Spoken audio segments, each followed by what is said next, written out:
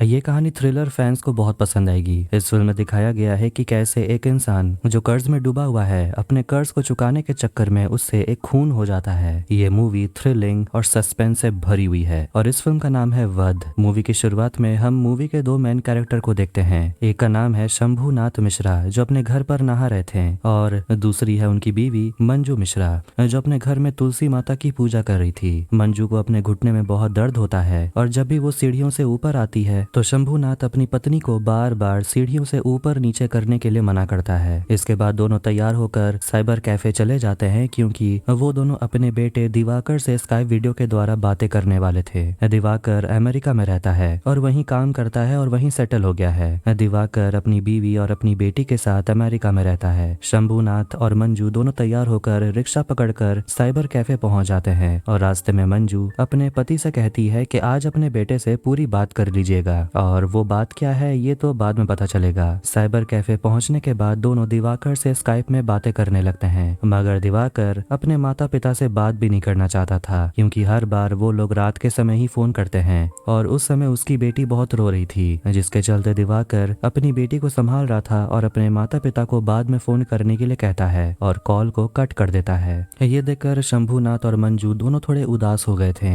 मगर अपनी पोती को देखकर वो थोड़े खुश भी थे। शंभूनाथ असल में एक रिटायर्ड मास्टर है और वो अभी अपने घर पर कुछ बच्चों को ट्यूशंस भी पढ़ाते हैं और उनकी एक प्यारी स्टूडेंट है जिसका नाम है नैना जिसे शंभूनाथ और मंजू दोनों बहुत प्यार करते हैं। उनके घर में चूहों की बहुत समस्या है। अब इसी तरह उनकी दिन कटते रहती है और एक दिन शंभूनाथ बैंक के काम से बाहर जाते हैं और मंजू आटा लाने के लिए भी कहती है। उनका एक पड़ोसी ब्रिजेश जिसका अंडरगारमेंट का बिजनेस है वो शंभूनाथ को अपनी गाड़ी में बैंक तक पहुंचा देता है। बैंक पहुंचने के बाद शंभूनाथ जब अपना पासबुक अपडेट करवाता है उसमें देखता है कि उसका इंटरेस्ट बहुत ज्यादा कट रहा है। तभी उसे अपने बेटे की याद आती है जब वो पढ़ाई के लिए लोन मांगने के लिए इसी बैंक में आया था लेकिन जितना लोन चाहिए था उसे उतना मिला नहीं। फिर शंभूनाथ आटा खरीदने के लिए चला जाता है। घर आने के बाद शंभूनाथ चूहा पकड़ने के लिए एक सामान लेकर आता है जिसे देखकर मंजू और ज्यादा गुस्से में आ जाती है और कहती है इसे बाहर रखिए। तभी हम देखते हैं कि उनके घर में प्रजापति पांडे नाम का एक आदमी आता है और उसके साथ एक लड़की भी थी। पांडे लड़की के साथ घर के अंदर चला जाता है और वहीं पर चिकन खाता है और दारू पीने लगता है। ये सब मंजू को पसंद नहीं था क्योंकि वो दोनों शाकाहारी थे। फिर शंभूनाथ पांडे को पैसे दे देता है। दरअसल शंभूनाथ अपने बेटे दिवाकर की पढ़ाई के लिए पांडे से बहुत बड़ी रकम लोन में लिए थे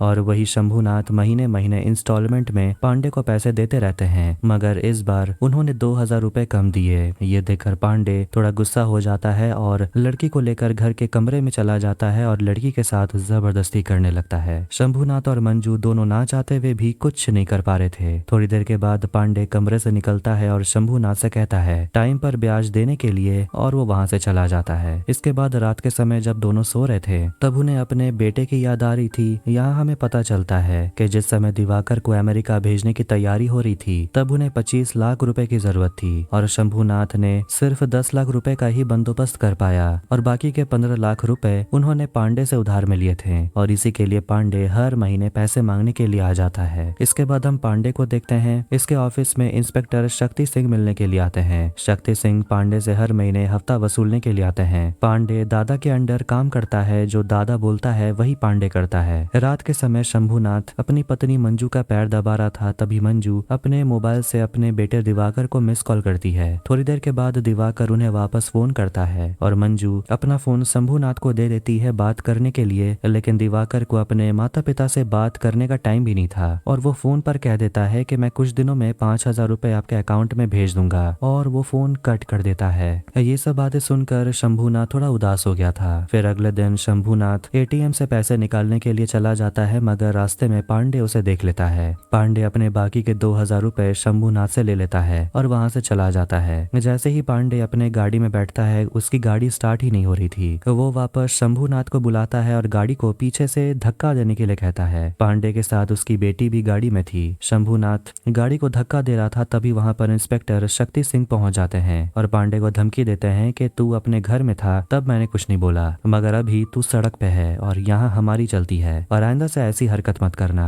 इसके बाद इंस्पेक्टर शक्ति शंभूनाथ को अपनी गाड़ी में बैठाकर उसे घर छोड़ देते हैं। रात के समय शंभूनाथ नैना जो कि उसके स्टूडेंट है उसके लिए केक लेकर आते हैं क्योंकि आज उसका जन्मदिन था। तीनों बहुत खुश लग रहे थे और मंजू अपनी मन की बात कहती है कि हमारे घर बेटे के बदले अगर बेटी पैदा होती तो आज हमारी जिंदगी कुछ और ही होती। मंजू ये भी कहती है कि मेरा जन्मदिन आपने कभी नहीं मनाया। शंभूनाथ कहता है कि तुम्हारी जन्म की तारीख ना मुझे पता है ना तुम्हें, इसीलिए शंभूनाथ कह देता है कि आज के दिन ही नैना के जन्मदिन के साथ तुम्हारा भी जन्मदिन मनाया जाएगा। इसके बाद हम पांडे को देखते हैं जिसे उसका एक आदमी आकर कहता है कि दादा यहाँ पर आए थे और आपको ढूंढ रहे थे। पांडे तुरंत दादा को फोन लगाता है और दादा बहुत गुस्से में थे और पांडे से कहते हैं इंस्पेक्टर शक्ति सिंह हमारे घर आए थे और तेरे बारे में पूछ रहे थे। दादा ये भी कहते हैं कि आइंदा शक्ति सिंह वापस नहीं आना चाहिए। फिर एक दिन सुबह शंभूनाथ नैना को ट्यूशन पढ़ा रहे थे, तभी उसके घर में पांडे पहुंच जाता है और अपने साथ शर्मा जी को भी लेकर आता है और पूरे घर को देखने लगता है। फिर पांडे नैना को गंदी नजर से देखने लगता है और शंभूनाथ नैना को यहाँ से जाने के लिए कहता है, पर पांडे नैना को अपने पास बुलाता है और उसका नाम पूछता है। नैना वापस अपने घर चली जाती है। पांडे शंभूनाथ से कहता है कि ये घर खाली करना होगा और इससे जो पैसा मिलेगा उससे तुम अपना कर्ज पूरा करना और जल्द से जल्द ये घर खाली कर देना। ये कहकर पांडे वहाँ से चला जाता है। शंभूनाथ रोने लगता है और फिर इंस्पेक्टर शक्ति सिंह से मिलने के लिए वो चला जाता है। पांडे समझ जाता है कि शंभूनाथ उसी के कंप्लेंट लिखवाने के लिए आया है। पांडे वहाँ से चला जाता है और शंभूनाथ शक्ति सिंह से कहता है पांडे मेरे घर आया था, लेकिन शक्ति कहता है कि आपने उससे लोन लिया है और इसीलिए वो आपके घर आते रहता है और आपके साथ उसने कोई जबरदस्ती तो नहीं की। शक्ति ये भी कहता है कि कहीं से पैसे जुगाड़ करके उसे वापस दे दीजिए क्योंकि पांडे एक नंबर का कमीना इंसान है। उसी रात मंजू पूजा करने के लिए मंदिर चली जाती है और घर पर शंभूनाथ अकेले था और उसे मिलने के लिए पांडे आता है और उसे एक झापड़ लगाता है और कहता है कि आपने शक्ति सिंह के पास मेरी कंप्लेंट क्यों करवाई। पांडे ये भी कहता है कि मैं आपके 4 महीने का ब्याज कम करवा दूंगा, साथ में 1.5 लाख रुपए भी आपको देने की जरूरत नहीं है। अगर ये घर बिक जाता है तो उसमें से भी कुछ रुपए कम हो जाएंगे, मगर इसके लिए आपको नैना को बुलाना होगा। शंभूनाथ समझ जाता है कि पांडे उसके साथ करने क्या वाला है और वो ये सब कुछ सोचकर रोने लग रहा था। पांडे दारू पी रहा था और स्नैक्स लाने के लिए कहता है। शंभूनाथ स्नैक्स लाने के लिए किचन में चला जाता है और वापस आने के बाद उसे स्नैक्स खाने के लिए दे देता है, लेकिन अचानक शंभूनाथ एक स्क्रू ड्राइवर से पांडे का सिर पर वार कर देता है और पांडे वहीं पर तड़प तड़प के मर जाता है।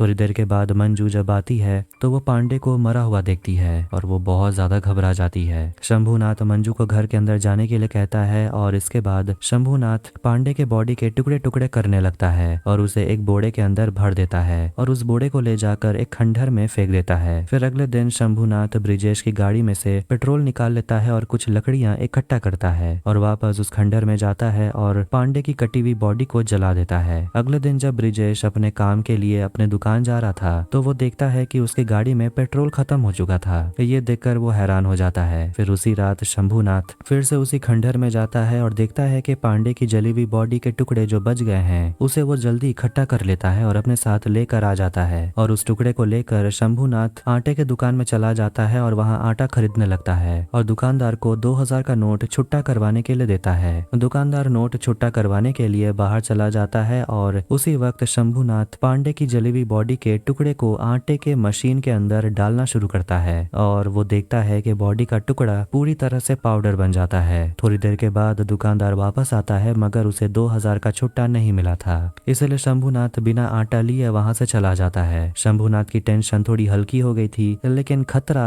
अभी तक टला नहीं था। अगले दिन जब शंभूनाथ घर पर टीवी देख रहा था तभी उसे मिलने के लिए ब्रिजेश आता है। ब्रिजेश अमेरिका जाने के लिए पासपोर्ट बनवा लिया था और वीजा का फॉर्म भरने के लिए कहता है, लेकिन शंभूनाथ गुस्सा हो जाता है और वीजा का फॉर्म फाड़ देता है। तभी उसके घर में इंस्पेक्टर शक्ति पहुंच जाते हैं और पांडे के बारे में पूछताछ करने लगते हैं क्योंकि पांडे 3-4 दिन से लापता है। लेकिन शंभूनाथ कहता है कि आखिरी बार वो मेरे घर आया था और उसके बाद वो शराब पीकर यहाँ से चला गया। शक्ति सिंह कहता है कि उसका फोन 3 दिन से बंद है, अगर आपको कुछ उसके बारे में पता चले तो हमें बता दीजिएगा। उसी रात शंभूनाथ अपना स्क्रू ड्राइवर जिससे वो पांडे को मारा था वो घर के नीचे जमीन के अंदर छुपा देता है। अगले दिन सुबह मंजू बहुत चुपचाप थी और शंभूनाथ से वो बात भी नहीं कर रही थी क्योंकि वो खुद बहुत ज्यादा डरी हुई थी। शंभूनाथ अपनी पत्नी को समझाता है कि आपको कुछ नहीं होगा और आपको सिर्फ मेरा साथ देना है। तभी उसके घर में पांडे की बीवी आ जाती है और कहती है कि पुलिस ने बताया कि आखिरी दिन पांडे आपके घर आए थे। पांडे की पत्नी ये भी कहती है कि वो अच्छे इंसान तो नहीं है मगर वो मेरे पति हैं और एक बच्चे के पिता भी, अगर उनके बारे में कुछ और पता लगे तो हमें बताइएगा। ये कहकर वो वहाँ से चली जाती है। इसके बाद मंजू बहुत ज्यादा रोने लगती है क्योंकि उसे लग रहा था कि उनसे बहुत बड़ा गुनाह हो गया है। उन्होंने एक बेटी के बाप को मार दिया। अगले दिन सुबह शंभूनाथ पुलिस स्टेशन पहुंच जाता है शक्ति सिंह से मिलने के लिए, लेकिन उस दिन शक्ति सिंह वहां नहीं था। पुलिस स्टेशन का इंचार्ज शंभूनाथ से बात करता है और शंभूनाथ बताता है कि उसी ने पांडे का खून किया है और उसकी बॉडी को काट कर उसने पीस दिया।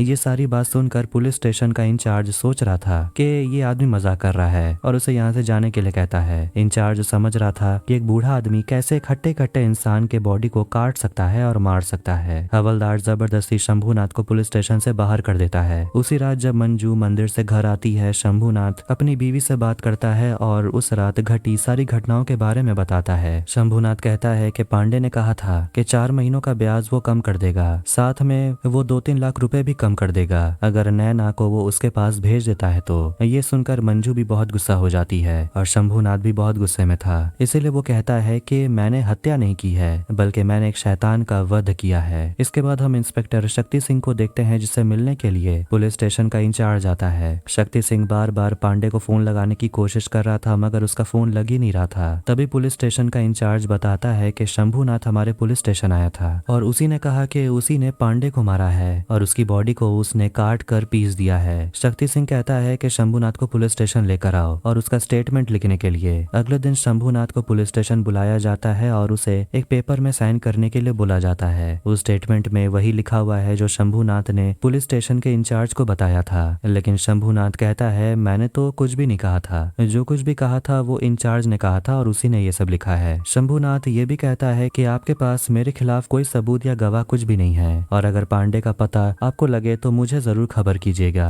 ये कहकर शंभूनाथ वहां से चला जाता है। बाहर निकलते ही उसे फोन आता है और उसे कहा जाता है कि घर जल्द से जल्द पहुंचने के लिए। शंभूनाथ जब घर पहुंचता है तो वो देखता है कि वहां पर दादा और उसके आदमी आ गए थे। शंभूनाथ ने जितने भी लोन लिए हैं उसका हिसाब वहां पर चल रहा था और इसी का सारा हिसाब पहले पांडे देख रहा था। शंभूनाथ कहता है कि मैंने अपना सारा पैसा पांडे को दे दिया था। दादा कहते हैं कि पांडे तो अब मिल नहीं रहा, पांडे को ढूंढ कर लेकर आओ और ये तुम्हारा घर तुम्हारे नाम पर हो जाएगा और इसके लिए 3 दिन का समय देता है। उसी रात जब मंजू मंदिर से घर वापस आ रही थी तभी उसे मिलने के लिए इंस्पेक्टर शक्ति आते हैं और कहते हैं कि शंभूनाथ जेल जाएंगे, अगर वो कबूल नहीं करते हैं तो उनके लिए बहुत बड़ी प्रॉब्लम खड़ी हो जाएगी। लेकिन मंजूनाथ कहती है मेरे पति ने कुछ भी ऐसा नहीं किया और वो कुछ ऐसा कर भी नहीं सकते। ये कहकर वो वहाँ से चली जाती है। जब मंजू घर वापस आती है शंभूनाथ कहता है कि पांडे दादा के अंडर काम करता था और अगर 3 दिन के अंदर पैसे वापस नहीं किए तो हमें घर खाली करना होगा। पैसे मांगने के लिए दोनों दिवाकर से बात करते हैं मगर दिवाकर हमेशा की तरह अपने माता पिता की बात को सुनता ही नहीं और कहने लगता है कि आप लोग रोज कोई ना कोई बहाना मारते हैं। ये सुनकर शंभूनाथ कॉल को कट कर देता है और वापस रिक्शा पकड़कर घर चलाता है। तभी वहाँ इंस्पेक्टर शक्ति सिंह आता है और रिक्शे वाले से पूछताछ करने के लिए वो उससे कुछ सवाल जवाब करने लगता है और रिक्शा वाला पूरी बात बताता है और कहता है कि उस रात शंभूनाथ 2 बोरे को लेकर बस स्टॉप के लिए निकला था और बोरे का वजन इतना था कि लग रहा था 2 आदमियों का वजन है। इसके बाद वहाँ से एटीएम से पैसा निकालने के लिए वो गए थे और शक्ति सिंह एटीएम का सीसीटीवी चेक करने लगता है। उसके बाद शंभूनाथ से मिलने के लिए वो चला जाता है। फिर शंभूनाथ से पूछताछ करता है कि पांडे का फोन कहाँ है, लेकिन शंभूनाथ कुछ भी नहीं बताता। शक्ति सिंह ये भी कहता है कि आपने पांडे को मारा काटा जो भी किया मगर उसका फोन अगर आपके पास है तो हमें दे दीजिए। लेकिन शंभू कहता है कि मुझे पांडे के फोन के बारे में कुछ भी नहीं पता। शक्ति सिंह गुस्सा हो जाता और कहता है कि मैं कल आपसे बात करने के लिए फिर से आऊंगा। शंभूनाथ घर पहुंचते ही पांडे के फोन के बारे में अपनी बीवी से पूछता है और पूरे घर में छानबीन करने लगता है और आखिरकार उन्हें पांडे का फोन मिल जाता है। उस फोन को लेकर शंभूनाथ मोबाइल के दुकान में चला जाता है चार्जर खरीदने के लिए और चार्जर खरीदने के बाद शंभूनाथ जब वापस घर आता है तो देखता है कि दादा और उसके आदमी उसके घर पर आ गए थे और घर से सारा सामान फेंक रहे थे। साथ में वो मंजू को भी नुकसान पहुंचा रहे थे और ये देखकर शंभूनाथ बहुत ज्यादा गुस्से में आ जाता है और वो पत्थर उठाकर दादा के गाड़ी के शीशे को तोड़ देता है। दादा शंभूनाथ को भी मारने लगते हैं और शंभूनाथ रोने लगता है और कहता है कि हम सारा पैसा चुका देंगे और ये घर भी खाली कर देंगे। दादा और उसके आदमी वहां से चले जाते हैं और शंभूनाथ और मंजू दोनों बहुत रोने लगते हैं। उसी रात शक्ति सिंह शंभूनाथ से मिलने के लिए आते हैं और शंभूनाथ शक्ति सिंह को सारी बात कह देता है कि उसी ने पांडे को मारा था और पांडे का फोन निकालकर शक्ति सिंह को वो दे देता है। शंभूनाथ कहता है कि नैना 12 साल की बच्ची है और कोई इंसान इतनी छोटी बच्ची के बारे में इतना बुरा कैसे सोच सकता है, इसीलिए मैंने पांडे को मार दिया और इस तरह के लोग और भी अगर मुझे मिलेंगे तो उन सभी को भी मार दूंगा। शक्ति सिंह पांडे का फोन ले लेता है है और उसमें एक वीडियो था जिसमें शक्ति सिंह शहर के एमएलए की बीवी के साथ होटल में वक्त बिता रहा था। और जिस दिन पहली बार शंभूनाथ शक्ति सिंह से मिलने के लिए आया था तो वहाँ पर पांडे भी था।